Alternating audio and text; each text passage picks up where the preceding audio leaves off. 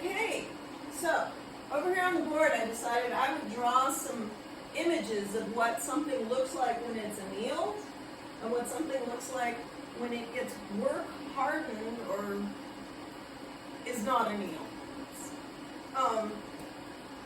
So imagine these are like little molecules inside your metal. When your metal is soft, they're all kind of lined up perfectly like this. And apparently they seem like this, but they're kind of more like this. And they sort of vibrate and have a little electron that bounces around. It's really strange. But in this state, if you bend them, they kind of move and flow with that bend. So you can imagine they get more spaced out here, they get a little tight over here. If you built a wall like this, the reason why you offset it like this is so that it's nice and sturdy, because when something is kind of lined up offset like that, it's a sturdier form. It doesn't bend easily, it doesn't move easily. This is kind of what happens as you bend them. They sort of off-shift a little, and then they start to stack and tighten on themselves as you keep bending them. You can bend them by like taking a bend in that metal, like this annealed piece of copper is super easy to bend right now. I could go form it, I could flatten it, I could stretch it, I could change its actual gauge this way. This little piece here, I can just bend this with the lightest energy right there.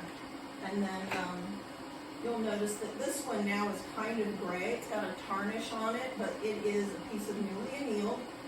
And I can flatten it beautifully now using an anvil because it's annealed. It'll respond and flatten out.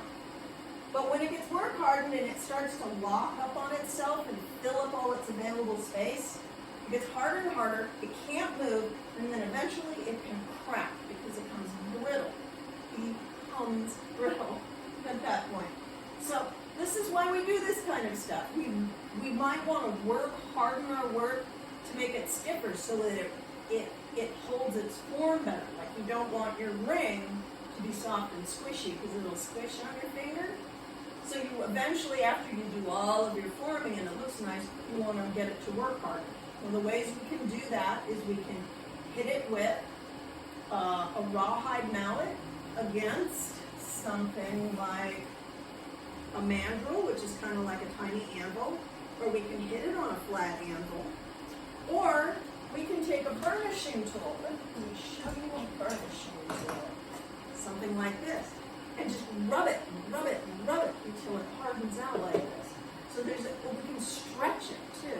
That's another way we can work harden it. So any action done on that metal gets it gradually less and less soft until it can become brittle.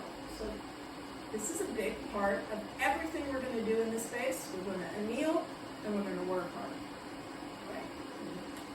I think I'm done.